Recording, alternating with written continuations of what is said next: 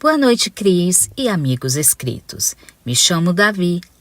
Atualmente tenho 40 anos de idade e moro em Curitiba, Paraná.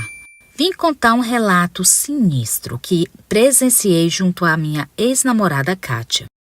Hoje em dia não estamos mais juntos, mas essa história marcou nossas vidas. O ano era 2005 e a minha namorada Kátia tinha me convidado para a festa de aniversário da sua mãe em Recife, Pernambuco. Confesso que eu fiquei muito alegre com esse convite, pois eu tinha muita vontade de conhecer as praias do Nordeste. E essa era a oportunidade que eu precisava.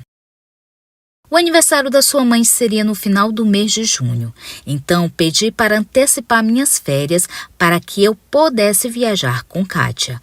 Compramos nossas passagens de ônibus e fomos para a tão esperada Recife. Foi 3 dias de viagem e foi bem cansativo. Saímos do terminal rodoviário de Curitiba, sentamos em nossas poltronas e a Kátia foi me contando sobre sua família e sua cidade.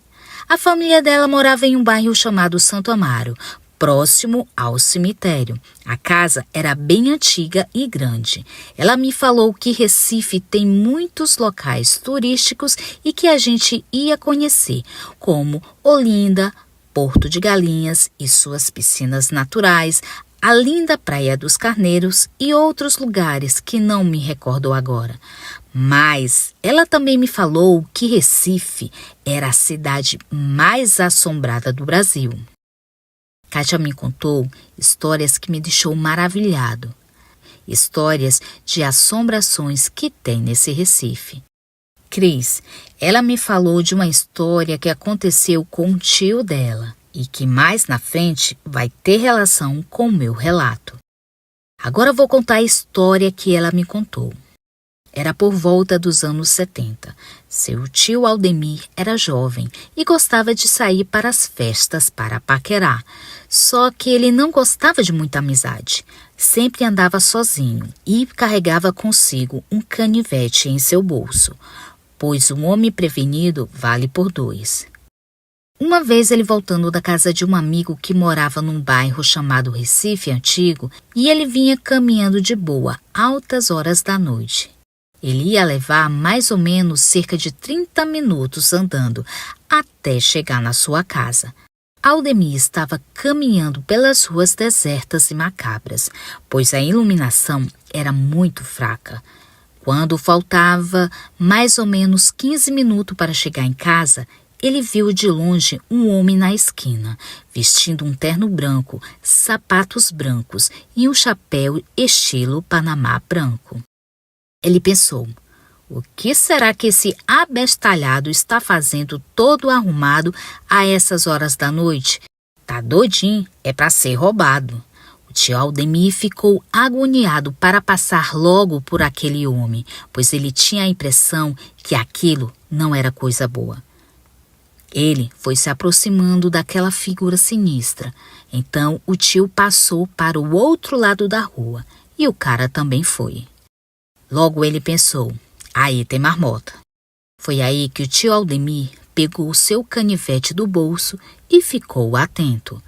Se por acaso aquele macho fizesse alguma coisa com ele, pelo menos ele tinha como se defender. Quando meu tio se aproximou dele, percebeu que o seu terno era muito antigo e não condizia com aquela época. Foi quando de repente aquele homem levantou a cabeça e com uma voz muito grossa perguntou ao meu tio Aldemir, tem fogo? E apontou o cigarro para ele. Tio Aldemir respondeu que não, pois ele não fumava. Foi quando de repente aquilo deu uma gargalhada grotesca e olhou em direção do tio Aldemir. Ele ficou tão abestalhado que acabou caindo no chão e ficou assombrado com aquela cena medonha. Meu tio conta que aquilo veio em sua direção, deu uma gargalhada tenebrosa e mostrava sua bocarra cheia de dentes dourados. E o fedor que saía de sua boca era insuportável. Tio Aldemir saiu feito doido, sem olhar para trás. Graças a Deus, ele já estava perto de casa. Então chegou bem rápido. Ao chegar em casa, ficou gritando pelo seu pai, pedindo para ele abrir a porta. E a minha mãe, que é irmã dele, veio abrir a porta. Minha mãe viu que ele estava na cor de um papel de tão branco e não conseguiu falar nada naquele momento. Ela correu e fez uma garapa de açúcar e deu para ele tomar. Ele nem conseguia segurar direito o copo, pois ele se tremia igual vara verde. Depois de alguns minutos, a sala já estava cheia de outros familiares que moravam ali. Foi então que o tio Aldemir contou o que tinha visto. Nesse momento, meu avô disse: "Bem feito, pois eu já te avisei que um dia tu ia achar alguma marmota por aí." O meu tio, depois desse dia, parou de chegar tarde em casa e antes da meia-noite já estava em casa. Quando Kátia me contou toda essa história, eu comecei a achar graça e ela ficou com ódio de mim. Então ela me falou: "Se tu não acredita, não precisa mangar de mim não, pelo menos respeita." E ela ficou boa parte da viagem sem falar comigo. Então tive que pedir desculpas e a gente voltou a se falar. Quando chegamos no terminal de Recife, o irmão dela foi pegar a gente. Ele tinha falado com um taxista amigo deles para ir buscar a gente no terminal. Confesso que Recife é lindo e as pessoas são muito alegres e receptivas.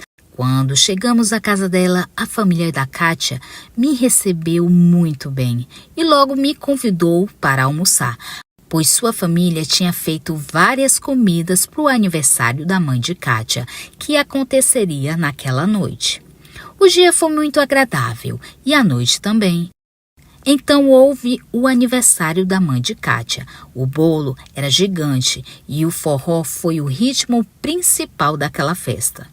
Quando foi pela manhã, a gente foi visitar outros locais turísticos e à noite os primos da Kátia nos convidou para ir no bairro chamado Recife Antigo, pois tinha alguns barzinhos legais perto do Marco Zero. Prontamente a gente aceitou. À noite pegamos um ônibus e fomos ao encontro dos primos da Kátia. Bebemos e conversamos. Foi bem legal e divertido. Só que já estava tarde e minha namorada disse que a gente já teria que ir embora, pois pela manhã a gente ia para Porto de Galinhas. Já era 00:15 e nos despedimos e fomos em direção ao ponto de ônibus. Só que aquele horário o ônibus custava muito e já estávamos esperando umas meia hora e nada do ônibus passar. Pela madrugada, a quantidade de ônibus circulando era muito menor. Kátia então sugeriu: "Bora a pé para casa? É uns 30 a 40 minutos andando." Então eu topei aquele desafio, já que eu não tinha muita escolha. Para quem não conhece Recife, lá é cheio de pontes e a cidade parece até uma ilha. Quando então estávamos passando na ponte Princesa Isabel, quase já no final, a gente viu alguém vestido de terno branco e cabeça abaixada, usando uma espécie de chapéu com abas largas. E a Kátia apertou minha mão e apontou para aquela pessoa. Cris e amigos, quando eu vi aquilo, eu gelei e me lembrei logo da história do tio da Kátia. Ela me olhou e falou: "Davi, melhor a gente voltar e pegar outro caminho, pois acredito que aquilo não é coisa boa não." Eu concordei com ela e fomos por outro caminho. Fomos em direção a outra ponte chamada Ponte do Limoeiro e estávamos de mão dadas e conversando de boa. Eu olhei para o relógio e já era 1:20 da manhã e a gente ainda estava na metade do caminho da casa de Kátia. Minha amiga Cris, eu e a Kátia já tínhamos passado boa parte da ponte e chegamos na esquina. Aí a gente deu de cara com aquela mesma pessoa que anteriormente tínhamos visto na outra ponte. Eu coloquei minha namorada atrás de mim e falei: "Senhor, poderia, por favor, sair da nossa frente?"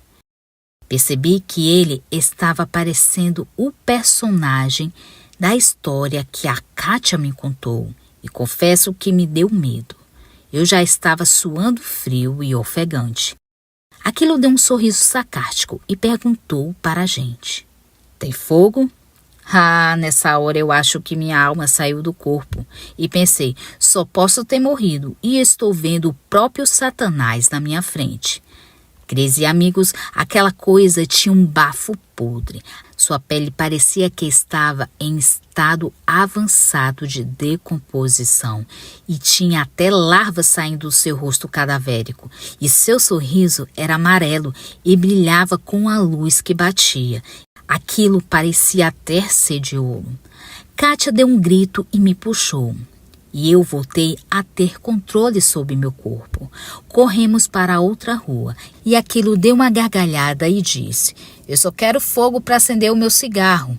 E ele deu outra gargalhada sinistra. Corremos feitos dois desesperados. Não paramos nem para descansar um pouco. Vai que aquilo parecia de novo. Corremos por cerca de 15 minutos e, graças a Deus, chegamos na casa da família da Kátia. Quando chegamos, os pais dela estavam esperando nós dois na sala de casa e contamos tudo o que passamos naquela terrível noite. Eu e a Kátia passamos a noite acordado com medo daquele defunto aparecer para nós novamente. E a Kátia, indignada, me falou: "Agora tu acredita em mim, seu abestado? Talvez aquilo só apareceu pra gente porque tu mangou da história que te contei." Eu fiquei sem saber o que dizer.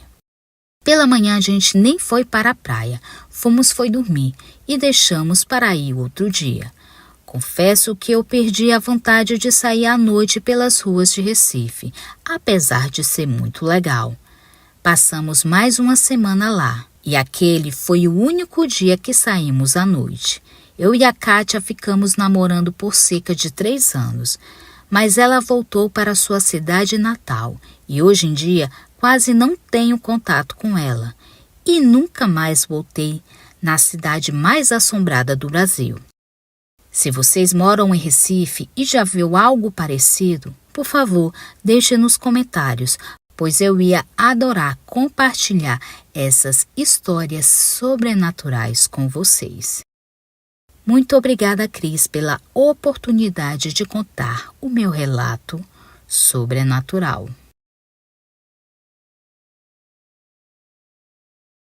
Muito obrigada pela sua presença. Se gostou do vídeo, deixe seu like. Se for novo por aqui, inscreva-se no nosso canal e assine o sino das notificações. Comente qual a sua cidade. Também aceitamos sugestões de vídeos. Se gosta do nosso trabalho e quiser nos ajudar, se torne membro ou dê um valeu. Também compartilhando os vídeos com seus amigos nos ajuda a alcançar mais pessoas.